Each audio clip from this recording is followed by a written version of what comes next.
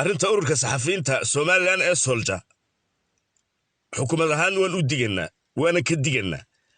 waxaan leenahay war arrintaas meel aad hadhow ka soo qaban kari weydaan bay gaari meel adag bay gaari doontaa saxaafaddu waa masiiba weeye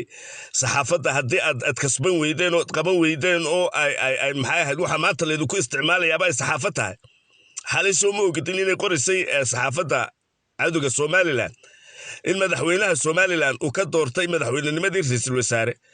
in caasimadana laga dhigayo magaalada Hargeysa in Soomaalidana sidaa lagu midaynayo inuu shirka Jabuuti uu daaranaabay ay ka dhigeen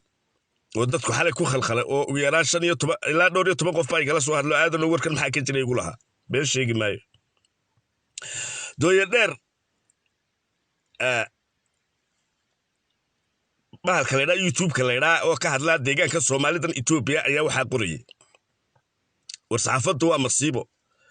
haddii aad isticmaalin oo leedu ku isticmaalay war ururka saxafiyiinta Soomaaliland haadaan buu ka lushaa welina idinku leexad isku lulaysaano war uma haysan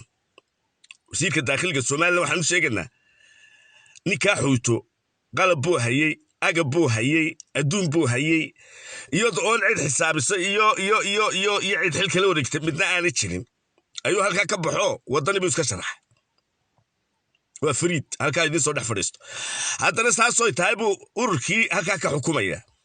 Soomaali waxa lagu oranayaa sakariya maxay ayaa laga dhigayaa gudo mayaga ka dhigi kara warshish gudoonka ururkaasi waxaan leenahay war arrintaasi xukuumadda Soomaaliland weli way iska dhigtiraysaa laakiin wallahi meel laga soo qabtaa la waay doona barigii hore ninkan xuuta meesha yimina maxamed kaahini iyo cabdiraxmaan sayli cibaad dhibaatada inta le ururka gaarsiiyay markay dalka ceebeeyeen ay yiraahdeen lama tartami karo dimuqraadiyaddiina meel bay kaga dhaceen qarannimada Soomaaliland meel bay kaga dhaceen maantana waa ka halka la maraya aad arkaysa maalinba in yar baa ku sawiran oo oranaya aniga layga dhigaya war wasiirka dakhil wasiirka warfaafinta Soomaaliland Salma Yuusuf Cali Koore waxa leeyahay war arrinta meel dheer baa laga day doonaa markay la aqanta ee qasanto ee la afduubto shirka la isku soo gaaro shirka xukuumaddu ha joojiso shirkaasi shir xuduudda ka madax bannaan yahay oo isdoorto oo ujeedada urur kale ha noqdo